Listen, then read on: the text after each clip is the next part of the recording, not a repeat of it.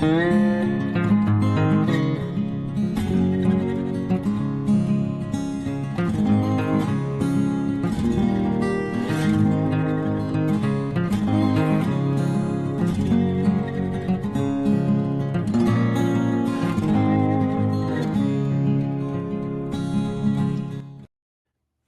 everybody, welcome back. We're the Bunny Hug Farmers. My name's Tyler Janin. I'm here with my co-host Dallas Leduc. How you doing today, Dallas? Oh, I'm just like everybody else here on the prairies. I'm a little cold, but not bad. Got some snow coming down, and it looks pretty nice and white out there. And no, I'm happy to be here, and I'm happy to be in a nice warm house tonight. That's great. I hear you just went on a little trip here this past weekend. Well, yeah, being on a farm tends to be stressful. We'll discuss more of that later on, but sometimes you just have to make the choice I pulled my daughter out of school on Monday, we went to Calgary for the whole weekend. She skipped school on Monday. We had a little family holiday, went to a hockey game, went to the Cross Iron Mills Mall out there, did some shopping, wandered around just the massive Bass Pro Shop out there. That thing's massive. It makes the one in Regina, the one in Regina is a fifth the size of the one out there. And I mean, that's just massive. Everything you'd ever imagine is in that store, right from boats to quads to muzzleloaders. They got it all. Isn't that something? I've actually seen that one in Calgary, and it is quite amazing. But you said you went to a hockey game. Who was playing and who won? Oh, it was a good game, good game, good game. My wife and my daughter are both huge Calgary Flame fans, and I've been a Detroit fan since the Stevie Yzerman days and the Fedorov days back in the 90s, so I've always been a Detroit fan. So we went and watched two teams that have an outside chance of making the playoffs have a great game. And actually, the old barn, the old Calgary Saddle Dome, is a good old facility besides only having one bathroom in the whole place. Like, our seats were first row, second level. They were awesome. Detroit won, so the game was even better. The food was good. The beer was cold. They'd get you the happy hour prices. A beer was less than $6 for a beer at happy hour prices. How can you go wrong with that? How can you go wrong with that? You go to most local bars, and it's more than that just on a regular night. Well, that's what a friend of mine goes fairly often. He says, go early, catch the happy hour prices. So here's a shout out to Calgary Saddle Dome. If you're going to go to a game, go right when they open the doors, an hour and a half before the game, catch the happy hour prices, get a beer, enjoy, get two or three, because they're going to get expensive in a hurry. I never did buy a drink, not on happy hour prices. I just enjoyed my time. Again, because I drove, so I had two drinks, because that's all I feel I can, safely handle. That's, I'm operating machinery or a vehicle in town with my family. Two beer, even at my size, is my limit if I'm going to drive. Right. Right. Is that not the last year of the Saddle Dome? I heard they're building a new one, or do they have a few years of it left yet? Well, I think they probably got a couple of years on. Like, they haven't started broken ground on the new one yet, and I don't know exactly what's going on there. They're going to bulldoze some buildings in the Stampede Park there, build the new Saddle Dome, bulldoze the old Saddle Dome Follyford Park, and then kind of rearrange the whole thing down there. I'm sure somebody's going to yell at us saying, "You idiots! You don't know what you're talking about." You know what? You're right. But yeah, the old building, it's good, but it served its time. It's 40. I think it was built in 80. So it's 45 years old already. It's just not quite big enough, and definitely doesn't have the washrooms. I mean, I missed half the second period when I went to the washroom because that's how big the lineup is. Yeah, aren't they? They're saying the same thing with the Brandt Center in Regina. They're wanting to rebuild that one too because it's kind of met the end of its life and it's not big enough for a lot of the events that they want to bring in.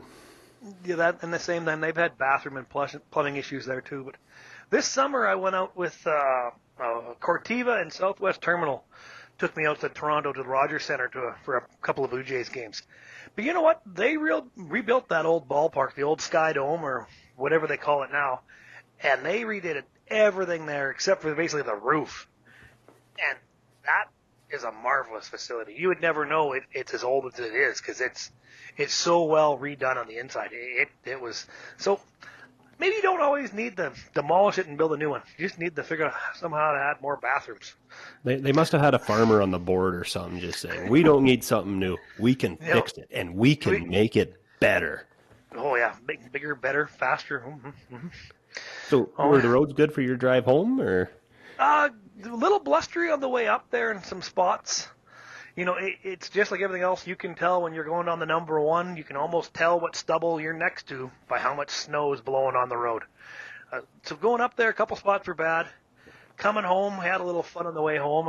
I'm sure glad my wife woke up when she did, or else I'd probably be in the who's cow. But I I almost got myself in trouble. My teenage years were just starting to creep out, and then my wife woke up and I bailed out. Do you care to share the story, or are you keeping this Ah, one to yourself? well, I guess I can share it. There's, yeah, yeah, oh yeah. So we're in between, Brooks and Medicine Hat there. Nice open chunk. And 10 over the speed limit is where I drive. So it's 110. I'm at 120, just cruising on the highway.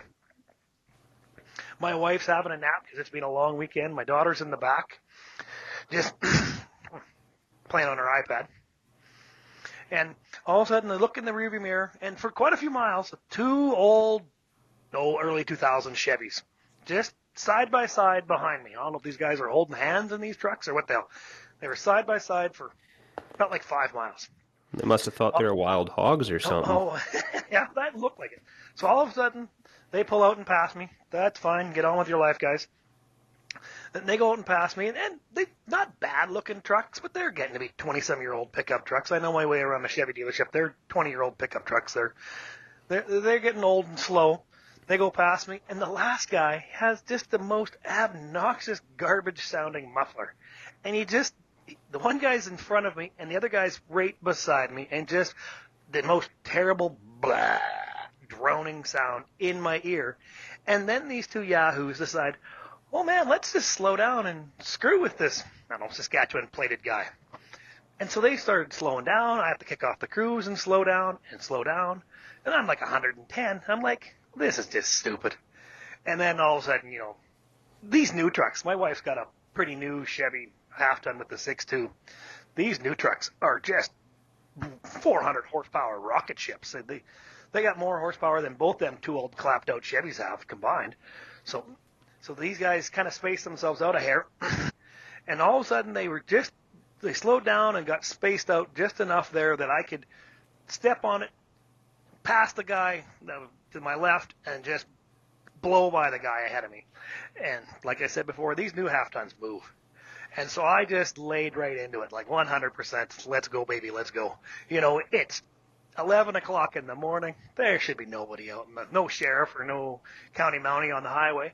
So I laid into it, and I just dismantled these two old pickup trucks. And me and old stupidity, I ran it right up to the governor, which is basically $1.80 in these new half tons. Right up to the governor.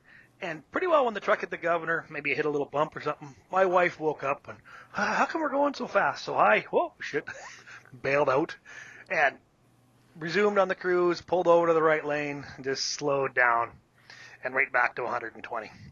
Well, now these two guys behind me, they must be a little perturbed that that new half ton just blew them away. So they come up on me, and they come up on me probably, in the old half tons, probably at their governor, about 150. And the two of them just went right past me. Boom, boom. And then they pulled out again side by side and went back to holding hands, but they stayed pulling ahead. I think they already learned their lesson that the 6.2 and the new trucks is just going to dismantle them. And so I was like, good, take off, guys, get out of here. You're gone. I'll just take doing my thing. And within about a minute of that, all of a sudden, I got passed by this white sheriff car on the number one. He went by me at, I'm going to say close to 200 and chased these two guys down and pulled the one over, and the other one just went right to 110 within a couple of miles. He pulled the one over. I'm sure he's getting a healthy ticket. And the other one, he went right back to driving the speed limit, and I just stayed right at $1.20 and just cruised right by him. So for once in my life, I'm glad I woke my wife up from a nap, because I'm sure I would have kept my foot in there, and I would have been 5 miles ahead of these guys if I would have, the 20-year-old me would have stayed driving. But goddamn, I'm glad my wife woke up, because, oh boy. Just for that little bit, when them guys were irking me around, I just wanted to just teach them a lesson. I'm glad I only taught him a little lesson, and I'm glad the ticket probably teach him another lesson. Well, that's probably the one story where somebody's actually glad they woke up their wife and they live to tell the tale. Yep. Oh yeah. She's like, "Why are we going so fast?" I was like, "Because these two clowns." So I had to tell her the story. And then when that cop went by me, oh boy, when the lights come on, he was just behind me. When his lights come on, I'm like, "Oh no, I'm in trouble." And then he just painted me on the highway. I'm like, "Ooh, I'm not in trouble." Yeah, that sinking feeling you get in your gut when you see the lights come on behind you, and then the relief you feel when they go shooting past you. Oh yeah, I was like, "Go get 'em, boys." Woo, go get them. So, what do you use for fertilizer on your farm, Dallas? We're kind of getting off track here. We should maybe try and get back to the topic of farming because that's what this podcast is all about: is farming in Saskatchewan. And Really? so, Since when? We had Nick on last time. That had almost nothing to do with farming. Actually, no, it was a great episode. Well, we soil test, and we've been Alpine liquid phos, or liquid plant food they call it. Oh, I think since 2006 we switched to that. We're dry phos at that time just went through the roof, $1,400 a ton or something like that. And Alpine was just trying to get their foothold into the doors.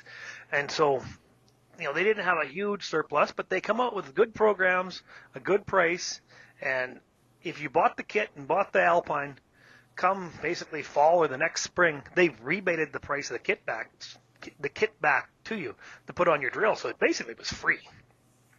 right. And it worked out to way less dollars per acre to go to Alpine. So we've been with Alpine since '06, and all the drills since then have always had it. So with liquid phos, and then basically we soil test pretty well every field in some areas, and every field. So it's liquid phos and a dry blend of what we need per crop in every field. Like for your dry, you're putting like granular phos, sulfur. Yeah, exactly. If it's canola, it's got a higher sulfur, and it's we teamed up with a really good agrologist, and that has just saved our bacon over the years. And and they're Western Ag Labs. I mean, they can predict how much moisture, what you have in the field, what you need in the field. What are your yields going to be? I mean, you always want to hit I want to grow 100 bushel crop. Well, that's not going to happen. Okay, what are you realistically going to grow? Well, I'd like to grow a 40. You're going to need this much fertilizer at this much rain. So you're going to use 5 gallons of Alpine and 140 of the blend that they want. And we've followed that basically religiously, and it's really been a big asset to us. And but you're almost the exact opposite. Yeah, so we are quite the opposite. We put a little bit of granular phos down with our seed because we're only a single shoot drill, and the rest, our sulfur, our nitrogen, and our phos, are in liquid form. We used to do NH3, and a little bit of backstory here. The year was 2011. I obviously wasn't farming at the time. I was still in school, but it was a very wet spring that year. Oh yeah, So that was beyond wet. Yep. So normally at that time when we did NH3, or as if you don't know what an NH3 is, it's anhydrous ammonia. Well, we'd always put that on in the fall prior, and then most of our fertilizer would be down, and then we just have our little bit of granular phos that would have to go down in the spring. Well, in 2011, it was extremely wet, so we couldn't get all our crop in. Well, as anybody knows, with NH3, it gases off. So we only got about a quarter of the farm in, and we lost all that fertilizer. Well, that was about a $250,000 hit that we took. So we got scratching our head. Well, we can't have this again because, well, we're not going to regain that at all in any way. So we looked at, well, what if we do NH3 in one pass with the drill? Well, in the fall, we were running 3 outfits, and there was only a small handful of other guys running at the time. And it was Viterra that we were dealing with at the time. They had an anhydrous plant, and they couldn't keep it to us at that time when there's only us and a few other small guys going. So we thought, well, when everybody else is going, they're not going to keep this to us, and we got to depend on somebody else showing up. So we thought, well, maybe we should just go to a dual shoot drill and do granular. Well, we thought, well, the problem with granular is if you don't get all the crop in, you got to rotate that. And if it goes hard in a bin, you got to either get in there, chisel it out, or dynamite it out. So then we looked at liquid. And we got crunching some numbers. As I'm saying it was Dad and Leonard doing it. Obviously, I wasn't doing it. Leonard's So your uncle? Leonard's my uncle, yes. Okay, yeah. So He's the one that doesn't like a phone. that's right. Leonard, there's a phone call. Yeah. So we got crunching some numbers and we looked at liquid phos. Well, the cost for getting, or liquid fertilizer, sorry, the cost for getting set up in it is atrocious. It could scare just about anybody away. But then we got asking our agronomists and whatnot, well, can we buy this in the off season? Like in NH3, you got to have a certified tank if you want to buy it, like a storage tank that you got to keep certified. Well, that's not going to work. But with liquid fertilizer, you just got to have some kind of tank to put it in. So we priced out tanks, and at that time, a 200-ton tank was only $50,000. So we put two of them up, and we're able to buy liquid fertilizer in the off season. Well, at that time in 2011, buying it in the off season when it was cheaper would pay for the tank, and then I have all my fertilizer sitting on site, and we're the only idiots responsible for getting it to the drill. We're not relying on somebody else. I just got to rely on myself. Yes, it did end up requiring that we need to have more equipment. Like we had to buy a liquid caddies for both drills, had to buy a tanker to go behind the semi, and liquid, yes, it is messy and whatnot, but in a way, I believe it's the safest fertilizer we can use, because that NH3, it scares me. Like here, just 2 years ago, like Nick's dad, he got gassed because he had a little, and I was talking to Nick about it, and Nick was like, it's not good. Like, this is scary shit, man. Well, and the liquid. I mean, I got a few buddies around here that use liquid, and it seems to work for them. And you're right there. I never thought about how good it stores. I mean, besides our liquid phos, it stores very well. The only problem is when we got into Alpine, they were pushing these Store King metal bins with a liquid kit on the bottom. They're a hopper bottom with a liquid kit, and I know of at least two of these Store King bins. I think they're made by Meridian, but they're just like a coated metal fertilizer bin. Mm-hmm. Two of them almost in the exact same spot. I'm thinking where they had the ground cable or welded onto them. Both developed holes. And we had 54,000 liters of liquid phos go flowing into the trees, which are, grass is finally starting to grow there again now. But we actually hauled out the dirt, dug it out, ripped out everything, trying to haul that fertilizer out. We hired guys with the manure spreading trucks that come out here and haul the dirt out where all that liquid phos had been spilt and spread it in the fields, and then went to an old fence line, scooped up the fence line, hauled it back in, and dumped it on top of all that liquid phos, just trying to use it up, because that was a tough hit. So that whoever thought that idea of storing in a non-stainless steel bin, for us, didn't work. And I know of another farm had the exact same thing happen. So we have one, I think it's a 40,000 gallon liquid bin. I don't know how many tons that would be. That must be 100 and some ton for sure. And it's been stainless steel, and it's just wonderful. And Dad put that bin basically where you can see it from the house. So if it ever springs a leak, you can see it. Where years ago, the Store King was way at the other end of the farm. And hired man, we come to go move an auger, or we're going to haul grain. He come to get the conveyor, and he calls me. And this is, 10 years ago, at least, because he's been gone for 10 years. He says, that liquid bin's got a leak. I got my finger plugging the hole. I'm like, well, okay. So I scamper out there, and he's halfway up the ladder, leaned over the one side, got his finger in the hole. I was like, well, how bad can it be? Well, he takes his finger off the hole. It's only the size of a pencil eraser. But the bin was full because, again, like he said, fertilizer was cheaper to get in the fall. So we filled it in the fall. Well, it comes out of that hole, and it's going 20, 25 feet straight off into the trees, into the kind of a slough spot there. Oh, boy, get your finger back on that hole.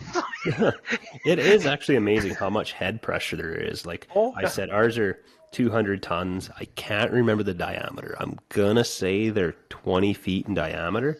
So they're fairly tall.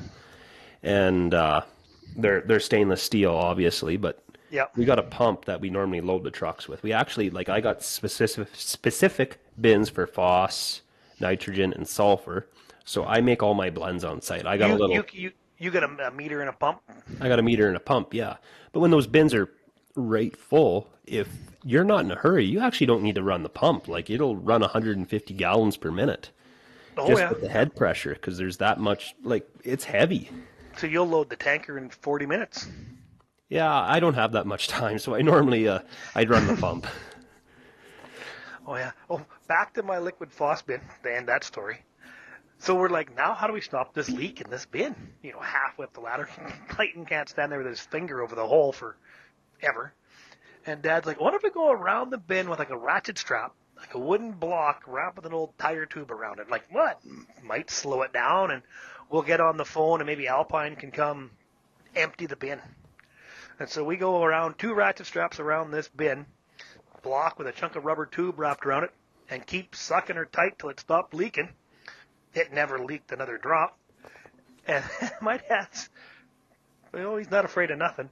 So he's like, well, we're short all this fertilizer before the price goes up. We filled the bin right back to the top again. And the only thing holding it in there was 2 ratchet straps, a wooden block, and a chunk of tire tube. That takes balls of steel to trust a $20 ratchet strap, an old worn out tube, and a 2x4 that was sitting out in the rain and everything to hold what would be a couple $100,000 worth of fertilizer. Yeah, at the north end of the yard, actually, quite a few days there. Everybody wandered out there a few times. Like, it doesn't have a drop, doesn't have a mark. I mean, we're good to go. And then they come out, they fixed the bin. We took the liquid kit off the bottom, and we put on the granular kit. It's just a fertilizer bin now, but it's just dry fertilizer now. But I would never trust that. I mean, they said they only thing they did to honor that is they gave us a really good deal on the stainless one that we got. It was basically almost half price. Well, as they should. Yeah, I mean, we lost. Well, it was over $1 a liter, and we lost 54,000 liters. So, I mean, that was probably a $60,000 hit. So, them to give us a $20,000 discount on the bin and sell it to us for cost is nothing off them. They didn't lose any money. We're still out. Well, we're still out $60,000 worth of phos. Plus, we had to buy another bin, so we're at $100,000. That would almost be double now. Yeah, well, we got our liquid phos in here a little while ago. It's just shy of $2, I think, $1.60. It's not cheap, but our results speak for themselves. Like, we run newer Vatterstad dual shoot drills, and our crop says to the world, we know what we're doing. It looks like our crop is usually a little bit better, I think, than some of the neighbors have. But we put more into it. But it's usually a little better. Hopefully, the Alpine is supposed to make better roots, and I bet money on it does. It just makes a healthier, stronger plant. But just only thing we've been short the last few years is a little too short of vitamin H2O. I'll try and send some your way if I have any extra. How about that? Sure. I'll blow in your direction. Get Nick to hook it to the back of the Duramax and pull it over here. Yeah, well, on Facebook there on the 306 Farmers Club, his big versatile tractor, it's the cover picture right now. He just got that on yesterday, actually. I know he beat out the world's most famous 9280 and the 112-foot Land Roller, too. I tried, but Nick's rolling coal with that old 835, or is it 835 or 875? One of them is an 835. I can't remember what the other one is. I'm pretty sure the 835 is his favorite. Yeah, well, it looks good. It's rolling coal, pulling that harrow, and got a drone footage of it. Drone picture of it looks good. Looks sharp. Congratulations, Nick. Well deserved. Yep. Well, he deserved it.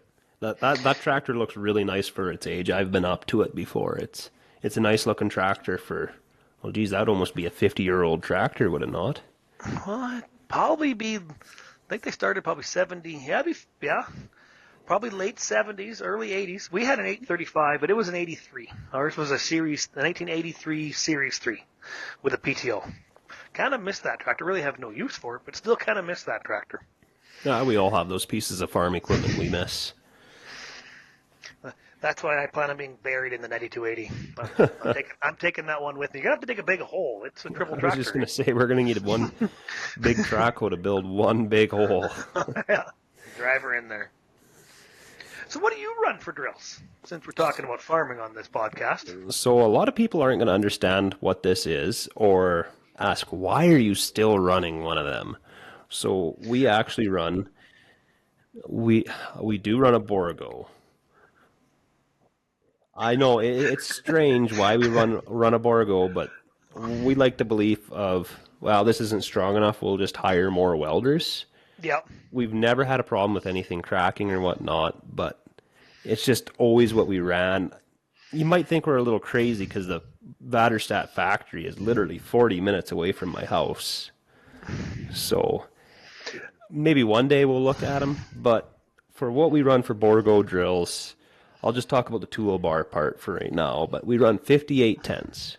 If you don't know what a 5810 is, it's just an updated version of the 5710.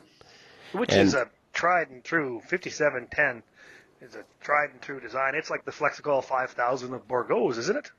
It's very much the same, I'd have to believe. Like, yeah. There's a lot of 5710s still running around. Like, they were the drill to have at one time. And they're not the best drill for doing oil seeds, but for cereals, like barley and wheat, they grow one damn good wheat and barley crop. They're pretty hard to beat. Really, the only wear part you have on them is your seed boots. Like, there's not much for bushings or anything to go wear on them like there is with a parallel link drill. So the only thing they really changed on them, and I can't figure out for the life of me why they did it, is on the 5710, your rock shaft. And what your rock shaft is, it's a tube that goes along the main frame of the cultivator part of it, and it's what your wheels ride on for having it go up and down, in and out of the ground. On the 5710s, it's solid steel. It's solid all the way through.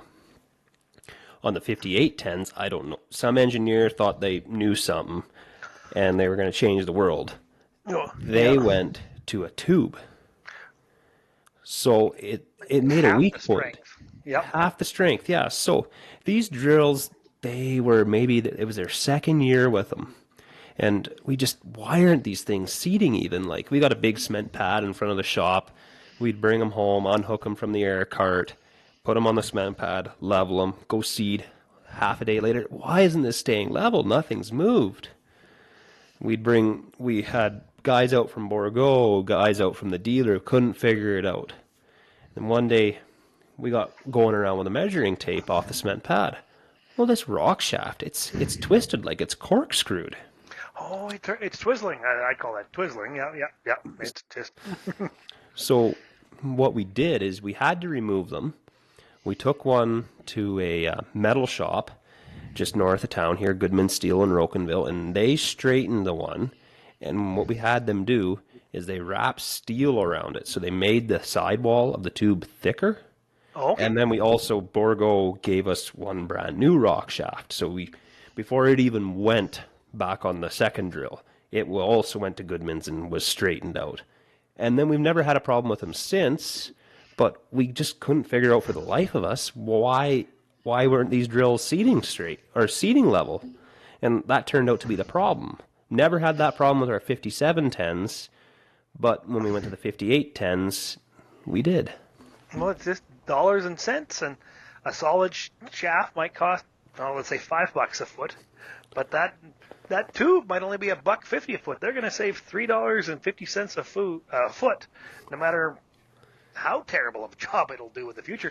Believe me, on the CAD drawings on the computer, it was going to work flawless, and you'd never see a difference. Exactly. And unfortunately, it's probably some of the cruelty that we're living in this world is we're going to lose quality in our equipment just so the manufacturers can save $3 or $4 a machine. Oh yeah, here, build a tractor, load it full of plastic fenders, and then sell you the weight kit to weight it down. You know, my old 9280, solid, they're not solid, but they're steel fenders. They're not going anyplace. They're not going to crack and rot off. You don't need as much weights. You know, a big bud has 0 weight kit on a big bud. If we ever have old Tanner Malang on here, the Tanner Talk, he'll go on. He's a big bud bud expert, basically. You don't need a weight kit in a big bud. They're made out of a lot, inch and a half, 2 inch thick metal. That's your weight kit. Build them out of something. And that's one thing I can't understand what these tractor manufacturers are doing. Like, they're building these tractors lighter, and then we got to hang all these suitcase weights off them, like they do with the big buds. Why don't you build the weight into it? And I've even seen on some air drills where they got suitcase weights hanging out on the end of the wings. Well, I've seen that too. Why not just have thicker tubing and build the weight into the whole machine so it goes in the ground instead of hanging weights off the end and then wondering why it's busting out at the hinges? Yep. Because you can always tell, I don't have much education, but welder is part of my education in my experience. When you're looking at, say, like a 4x4 tubing, if it's got a real sharp bend, that's light wall tubing. But if it's got a large, gradual bend, just a gentle slope, the more gentle the curve is in the metal, the more solid it is. So if you have like a 4x4 that's like almost half-inch wall, that bend will take like an inch. And if it's quarter-inch wall, or if it's like 125 wall, it's a square 90. So put some metal in them, weld them up, reinforce them better, but they don't want them to last forever. And who's going to want to buy a drill that's going to last forever? We want the newest, best technology, and the old one's breaking apart. Let's go shopping. And then you can haul the old one to IPSCO, they can melt it down and make a new drill out of it. Yeah, and I hate the idea of planned obsolescence. Like, I like the idea of, yes, I do like new things and whatnot. I like the finer things, but I also like it when that piece of equipment, when I go to trade it off, it's in great shape for the next guy. And the smaller guy, like Nick, he can afford to buy it, and it's not clapped right out. Yeah. Once a drill, and that's pretty important. Once a drill is so clapped out, that you can't put it back together reasonably, then they're useless. Then they are junk. And the big thing is with our drills, the tank, the toolbar is very similar to the toolbars and the shank system of our very first Seahawk in 03. But the shanks is a good design. But the toolbars, they've made wider and almost made lighter. We have to do a lot of welding on ours. But then the tanks is where I think the technology has really gotten better, with the individual sections of metering, individual meter rollers for each section. The shanks that lift out of the ground, when that section overlaps, it turns the meter off and it raises the shanks out of the ground automatically. Like, that's the technology that we're going to want to keep moving towards. And then again, they know these tanks are going to rot out. Half of them are metal. I mean, over half the tank is pure, just regular iron. They're going to rot right out, and they're going to fall apart. And there's only so many rebuild kits you're going to do to some of these drills before it's just like, yep, it's junk. I mean, but that's why our drills, for the most part, with the exception of the small one, because we had some issues with it, are stored indoors, just because they're so expensive. Right now, they're still the best you can get, in my opinion, so we keep them inside. Just try to extend that life as long as we can, because every time you price one out, they've gone up 50 grand more than last year, and it's just, and then, if I keep them in good shape, I get a long time out of them, and then when I come to get rid of them, they look good and running good and are nice and straight, not all tweaked and banged up and smashed up. I hope I get good value out of my trade, which makes all the money I spent on keeping it in the shed worthwhile. It's amazing what just keeping anything in general in a shed, how much it makes a difference on it. Like on our drills, I believe we got them, I'm going to say 2013 or 14. Most of the hoses on it, like the seed hoses, are still the originals, believe it or not. Are yours kept indoors? Ours are kept indoors. There's Yeah. 99% of our equipment's stored indoors. Oh, it's huge. Tires, even our stone pickers sit inside a lean-to. You're a better man than I am. And I got a good stone picker. We just don't got the shed space for that yet. And, it's always part of the next year plan, but we missed a few crops, so our next year plans, let's hope we don't lose next year's plan. We just got to keep what we have, and we'll go forward next year. Absolutely. But your tires, your hoses, even the cosmetic side, the paint, everything is going to be better. And then, all the rams, all the hoses, like I said, and especially with us, we're in an Alpine, we have them little blue lines, and they have almost no UV coatings on them little 1/4-inch blue lines. Like, they'll just get brittle, and you can just grab them and snap them with 2 fingers. It's like, well, that's done. And then You you're actually re-blue have lining. you actually have an interesting story for your one drill that was sitting outside for a little while. Something happened to the Alpine tank. Oh, yeah, you've seen a video. We, I don't know if the charter rates is up on that tank yet, but we sold the one drill, and the guy was going to take the Alpine tank with it. And he said, "I'll take the drill." Had a truck driver come down, take the drill, and then said, "No, the Alpine tank is a caddy that we built ourselves, pulled behind. It worked okay, but not perfect, but it worked okay. And we'll just store it here when you come down this summer to get it." Well, that summer passed, and then the next summer passed, and then next thing you know, it was last winter, and we're like, we need to put a tank on the new 60-foot drill. And Dad and I looked at each other, and we both kind of agreed we're going to use the green tank that's parked up on the hill. It's a 800-gallon tank. It was fine. So we did all the work, took it off the liquid cart, put it on the drill. It's been sitting up there for 3 years. I mean, so I'm pretty sure it's ours. And so I took it apart, put it on the drill, got everything all plumbed, got it ready. All the putting all the lines on, that's a big job, and all that fun stuff. Got it all done, got the pumps on, got dual pumps, filled it full. It's leaking out of both sides of the damn tank. And look at it, it's like, it's not a crack. It's a bullet hole all the way through the damn tank. Oh, it's like, reverse the hoses, pump the tank out, we loaded it right in the yard, right next to the liquid bin, so it was just flip the hoses around, come out of the tank, into the bin, sucked her down, done. Didn't lose 2 cups, perfect. Well, then now what do we do? Alpine's supposed to be fairly non-corrosive. So we had some bins built a few years ago. That's pretty close to a 5/16 bolt hole. So grab the drill. That bullet hole is now a 5/16 hole.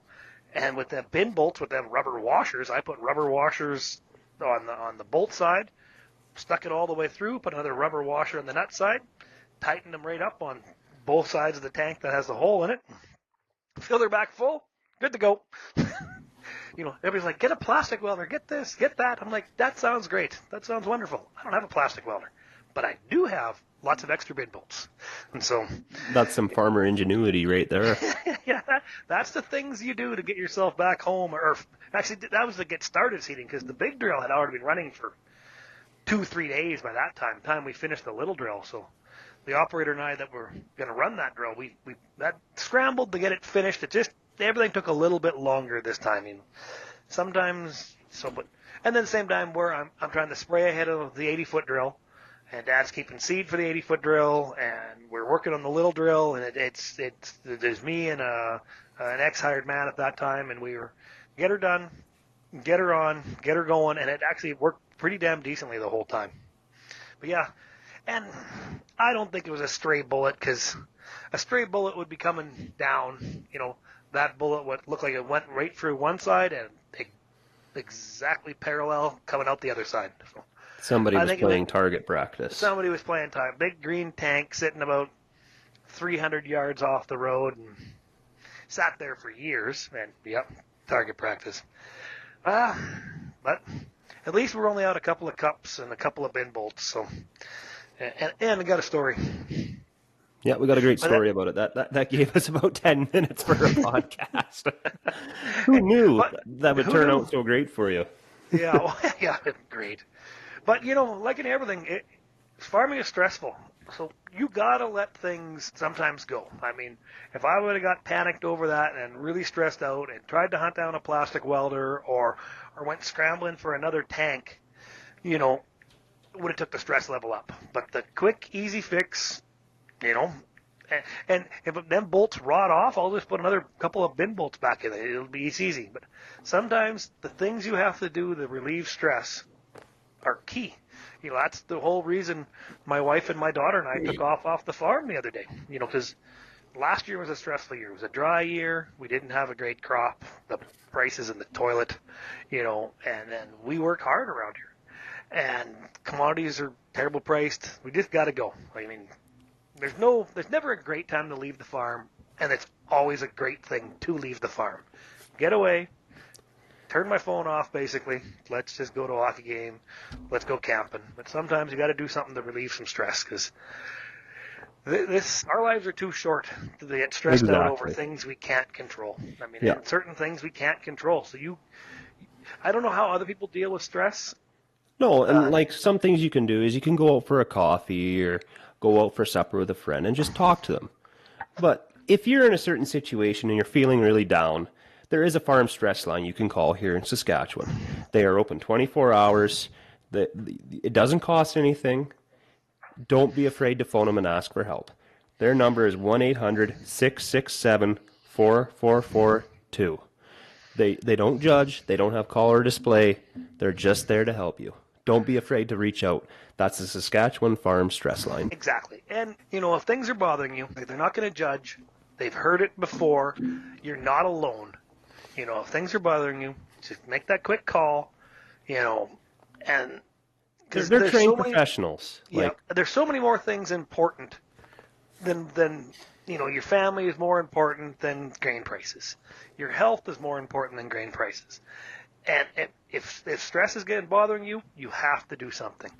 And it's an easy phone call, like Tyler said there, 1-800-667-4442. It's a free call, not judged. It's critical. Mental health is a major part of everything in the world. And now we know, you can't let that bother you. You just can't. I mean, it's always going to be a factor. But sometimes you have to just know how to get rid of that stress, relieve that, and get on with your life. We're all in this together. And unfortunately, suicide rates amongst farmers are getting higher and higher. And I'd really like to see that number go down. So I'm hoping maybe just even with this podcast, somebody listening to it and hearing the struggles that you and I have, Dallas, or one of our guests, somebody will think, I thought I was the only one. I guess not. You're not the only one. Yes, farming's stressful for me too, but we've been pulling off some good crops here. I would be a disaster if I was in your shoes, Dallas. I handle stress fairly well, but I always say, jumping up and down and screaming and yelling and kicking the dog when things go to shit only really pisses the dog off. It doesn't solve anything. Sometimes you have to just let the cooler head prevail and go, I'll look at the positive. We've had some good years. We've banked on them good years. We grew on them good years. Our debt to service ratio is still, it's growing, but it's still manageable. But, so that's the reason I can keep my stress low is we haven't overbought. We're running, we do run new drills, but I think seeding is important. But the tractors are older. My combines are antiques. My sprayers are older. My semis are all older. And, we just had a new guy start at the farm here the other day, and he's a lifesaver. Journeyman truck mechanic. I got a lot of trucks, and they need a lot of help. But they're older, paid-for trucks, run on paid-for trailers. So we're trying to keep our debt ratio down. You keep your debt ratio down, you keep your stress down. Because years ago when Dad and I bought land, the payment on the land was far less than what land rent was, and now it's paid for. So now the only expense that land has is taxes. So we're lucky enough we have a lot of paid for land that is offsetting the price of the new land that we bought. So it's keeping it serviceable. Yeah, and I don't wish anybody to miss crops the way we miss crops. I mean, it's like last spring, beautiful, come up so nice, so even, so timely the rains, but no subsoil moisture, and when the temperature got turned to cook, we got fried. Lots of straw, not much crop. But sometimes, and that's the reason that I was an RM counselor for 16 years. And some of the stress between RM and farming, I had to let one go. And I'm not going to walk away from the farm. And the RM can run without me, and they'll find somebody new to replace me, and they'll do fine. So I had to make the decision for me and my own mental health and for my family for me to walk away. And maybe it wasn't the right time for the RM, but it was the right time for me. Well, and you do, at one point, you do got to look out for number one. Yeah, and that's my family and then myself, in Exactly. my mind. And then, So getting back to being out in the field them long hours, what is your go-to snack when you're out in the field in them long hours? everything in the lunchbox. But do you have that one specific thing that you gotta have in that lunchbox every day? Otherwise, your day is ruined per se. 2 cups of coffee. You're a I'm coffee drinker, eh? well, I can. I'm overweight. Battled that my entire life. But I eat what's around me, and I love everything that comes to food. But I can also go. I can leave here in the morning with 2 Go cups of coffee, and be gone all day, and that and some water, a couple jugs of water or whatever, and come back in at 7, 8 o'clock at night and haven't eaten since breakfast and be fine. But not a lot of people can do that. But the go-to for me is always probably as long as I got that cup of coffee with me. And that's probably not good for me either, but it's probably a lot better than some other things. I mean, I know lots of guys when they head her out, their lunchbox got 4 or 5 beer in it, and that's their lunch, and that's how they operate, but that's not how I operate, so. What I don't understand about those guys that take beer out and whatnot, yeah, one beer or whatever, but they sit out there and they drink all day, and then they got hired guys, and the hired guys are doing the same thing.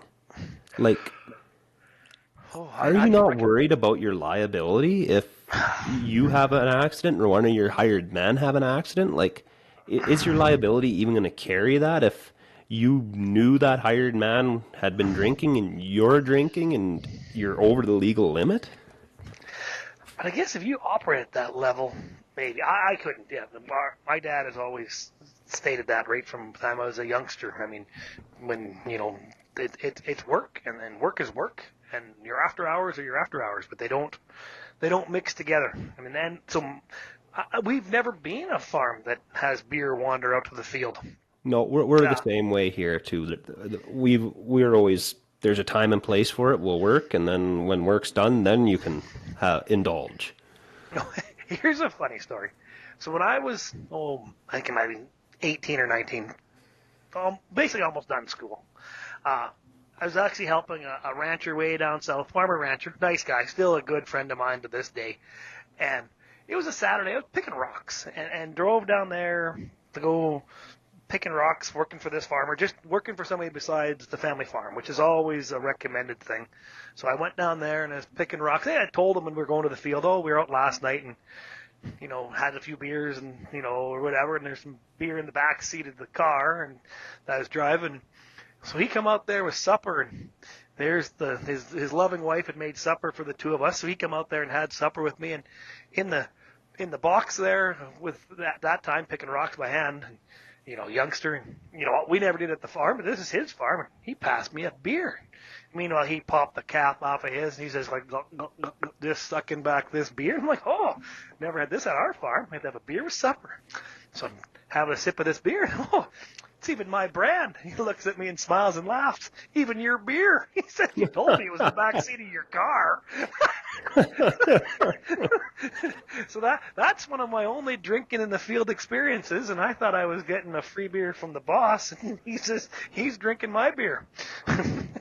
But no, we were never type of that farm. I mean, I do love a good drink in the shop Friday after work.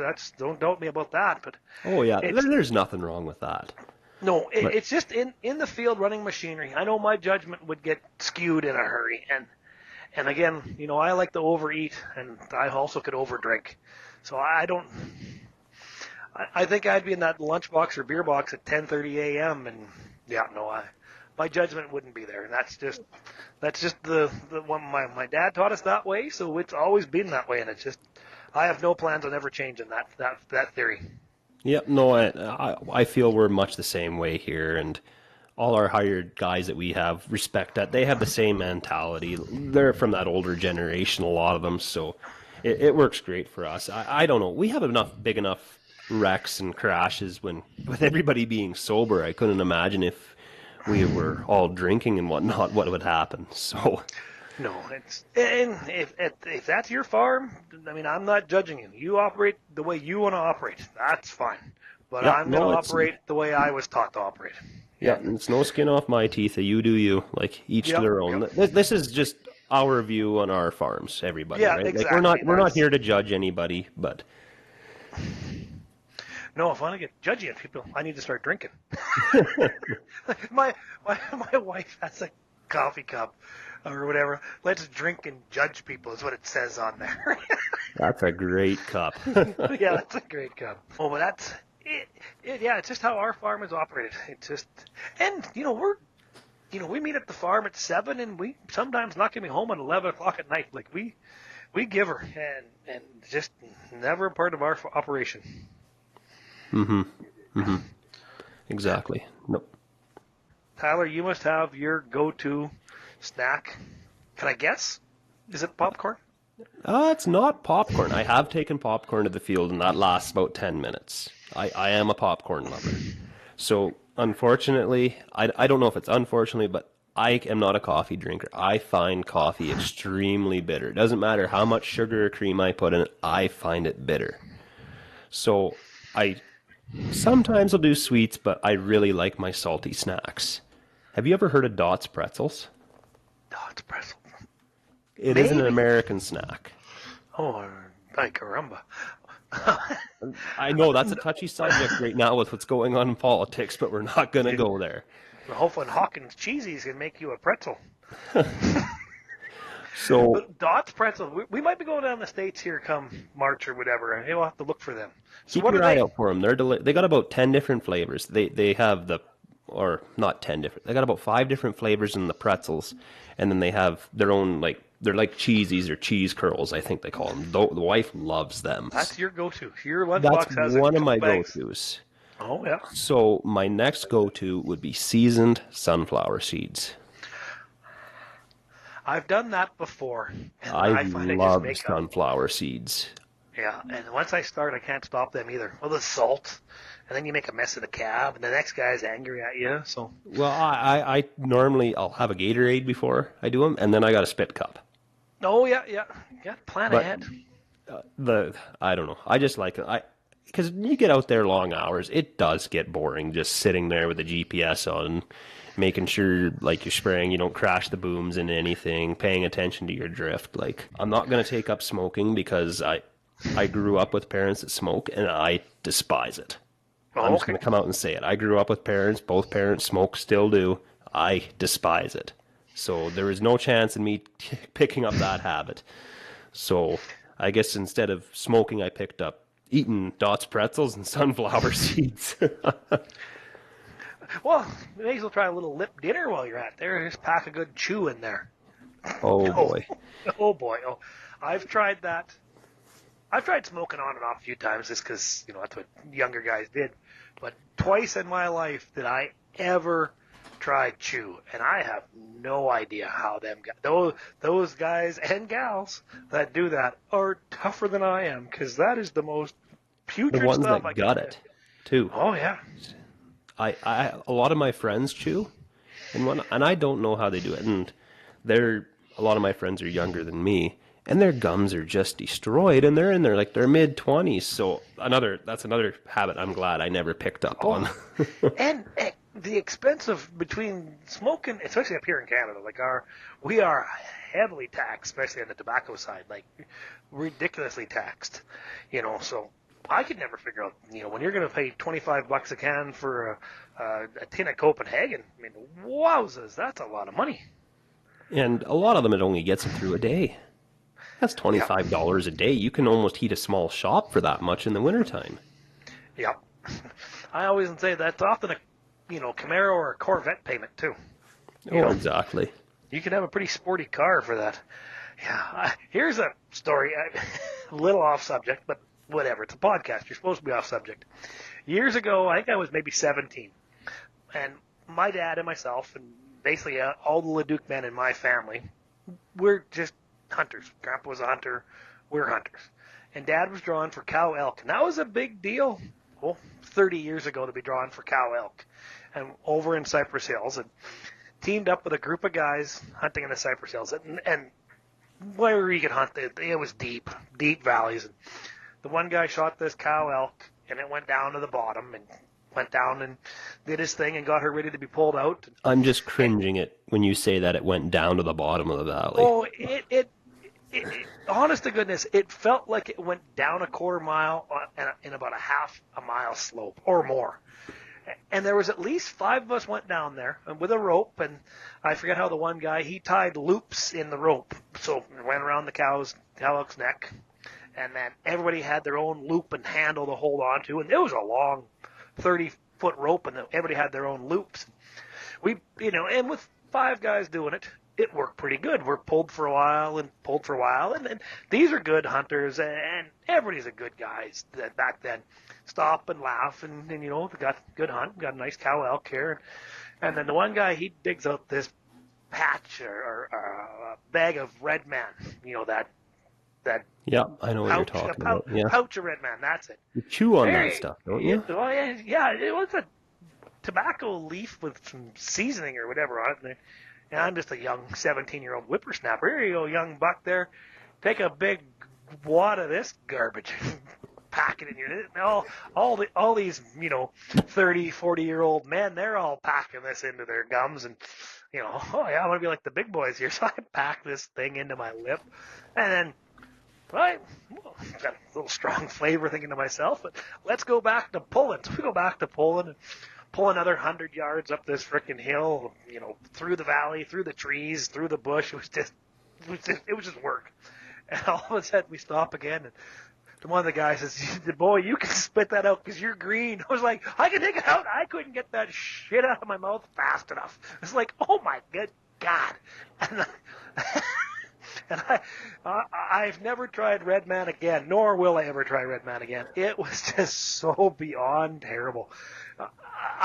I'm almost ill thinking about that story. It was so bad. I'm just thinking of the burn that would be in your mouth the first time trying that, because obviously I've tried chewing tobacco and all that too, as young, immature kids do. But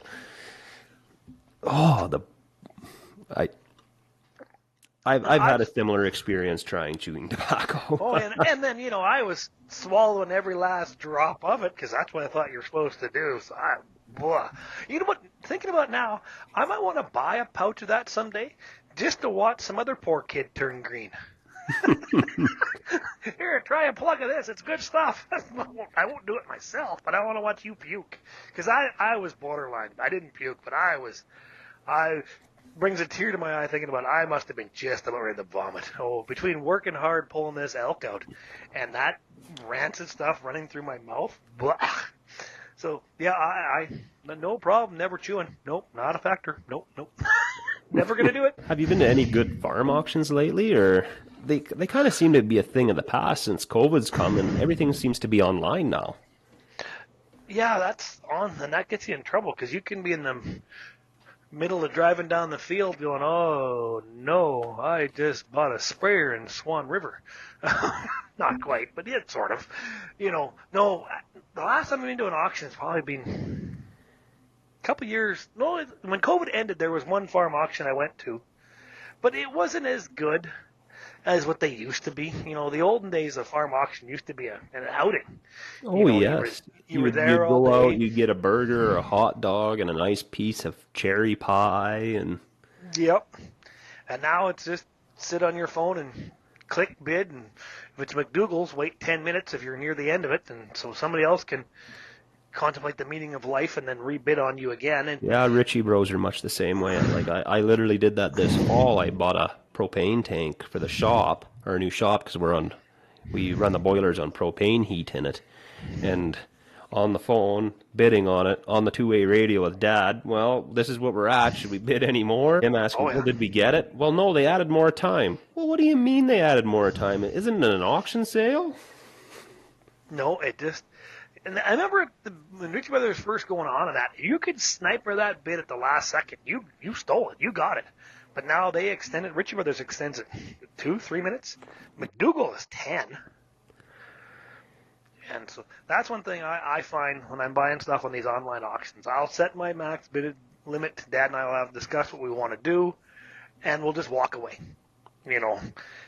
And that's how we ended up with this big grain cleaner. Is we had our max was whatever number it was going to be, and when we logged back into it, I guess we bought a grain cleaner because it never got up to our max. But because then you end up getting What in did the you get bidding for a war. grain cleaner? An indent or a clipper? Or Well, it's actually a Zanin 5-section rotary screen. We haven't used it yet. I just picked up the screens for it actually yesterday.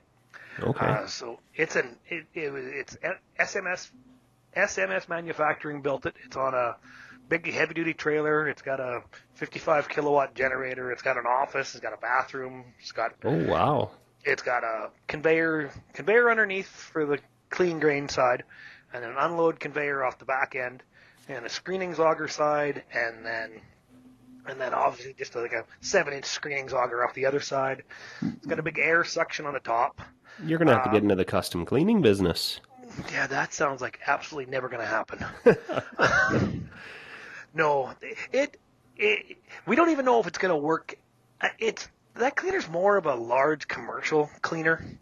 So I'm sure to get the job we want done on seed cleaning side, it's probably going to be slower than your average cleaner is going to be. But we have all that intercrop stuff, and I got 20,000 bushels of intercrop stuff, and we've tried out other cleaners, shaker deck stuff, and that doesn't work with the flat lentils and the yellow mustard. If anybody's watched my videos, we do, for last year we did intercrop, large green lentils, and yellow mustard. Just because of the harvestability, you're going after two nutrients at the same time. They have almost the exact same growing season. They're both in that 190 something days range. They're almost the exact same. And then with a large green lentil, they'll grow up to almost 2 feet tall, and then they lean over and lean over and lean over, and you combine them one way and pick up 100%, and you go back the other way and you leave way too much in my mind. So I've done it before, and I've seen neighbors do it. You combine the whole field to the north, get to the south end, put her in road gear, drive back to the north, and back, and combine the whole field one way. With the intercrop, your lentils are seen at the normal rate, 90 pounds, 95 pounds, and the mustard is only at 1 pound, so it's about a plant every foot or so, and right down the same seed knife, the exact same depth, and it comes up fine. But when the lentil wants to do a little bit of leaning, that solid stem mustard will hold it in place. And so we bought this cleaner basically because of the rotary screen, because the rotary screen just tumbles it. It's getting turned out of there. It carries the light stuff right up to the top and then throws it in an auger, does it not? Yeah. Well, it just rolls around. It's just a gigantic trommel, just like what's on Gold Rush. Mm-hmm. And just the lentils are going to stay inside the trommel, and the yellow mustard is going to fall through, and then you can have them separated. It's got 5 individual sections. You can put different screens in to go with the different sections. There's no re-clean on this. It's just a split it each way separation. But when it comes to our own stuff, if I clean out lentils and if I'm doing my own, if I'm making 30% dockage, it's just going to go back into the for sale bin anyways. So, we'll just make sure we clean before we sell all the product. So that's that cleaner. We've done a lot of work to it. It needed a little TLC when we got it. It was missing some parts, and there was a seized motor on it, and we got her all tickety-boo, and I picked up the last of the screen. So once the weather gets back to being nice and get back from my snowmobile trip, I'm just heading up to Hudson Bay here next week. So that'll be like the week before this podcast comes out.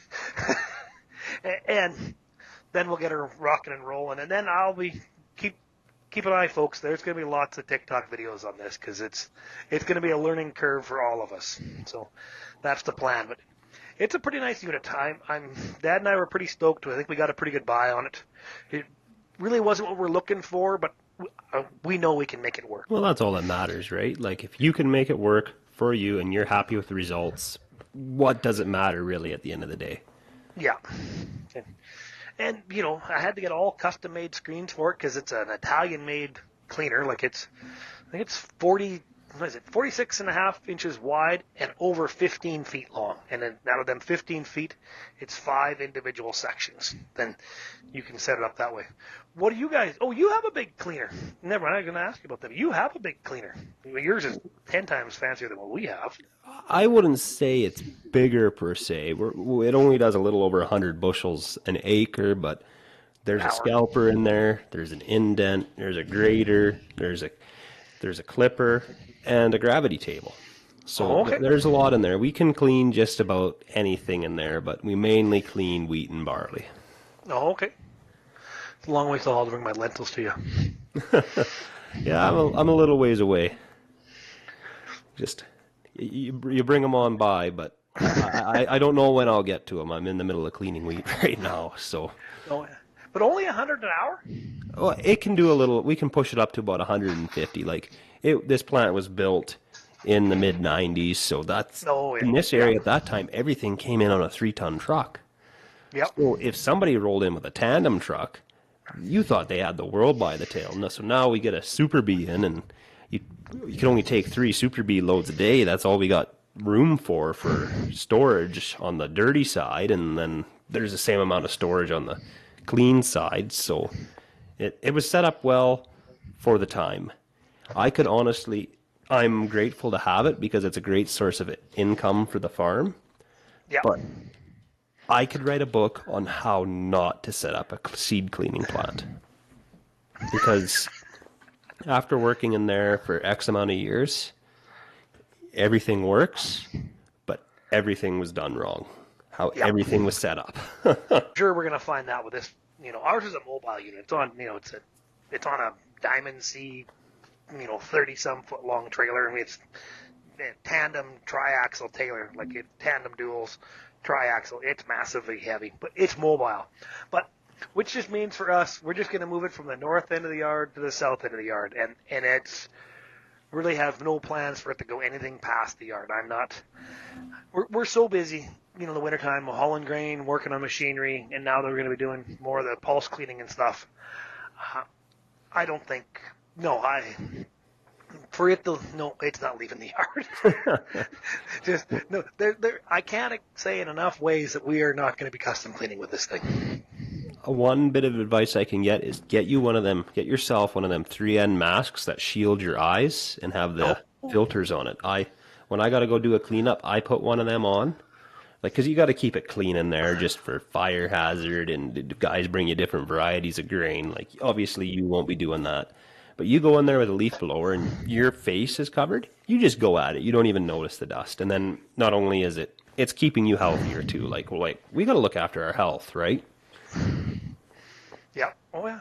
So that's your next TikTok video, and I'm not expecting to see this. I want a full walkthrough on this mask. Then I don't know which one to buy.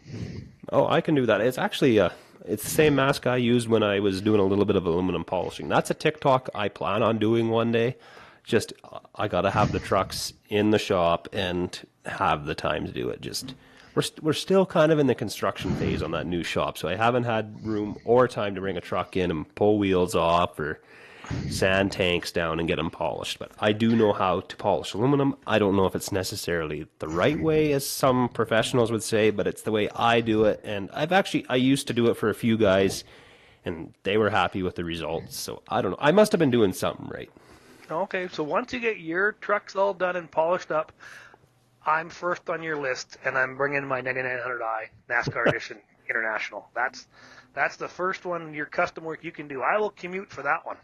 Because that truck, when I bought that truck in 11, was shined up like a new penny, and it looked marvelous. But that's 14 years ago, and she's starting to look like an old farm truck. We can probably bring her back. It's pretty amazing what you can do. I'll send you some pictures here when we're done this if I still have some of the transformations I've done. Yeah, because I love that truck. I'll tell you what, I'll teach you how to do it, and then you can get dirty. Can I That's send? a dirty job polishing. Yeah, like I think I'll send. I'll send somebody else. Okay, so I think we're good at ending this one. We had a good little run. I do think skid steers is a great one because both of us are vastly knowledge in them, and then we can do skid steer, and skid steer the must-have attachments. Absolutely. And then I think this one's going to be a topic for another day. yeah, because I mean, for us there, I've built half the attachments we've built. I'll just see something at Ritchie Brothers, and it's usually, like I said, and when we do that, I've seen something, a hired man looking to do something. Let's just build it, and that's what we've done. So, holy Tyler, have you checked the time on this? Like, we've been running here for well over an hour. We want to keep these things, enjoyable and keep it informed, but we don't want to bore you to death. So, you know what, Tyler? I've had a great run. It's been a fun time tonight again, as always. But I think we got to end this one a little bit sooner. Last week's episode, it went fairly long, but if anybody knows Nick or has met him, he likes to talk.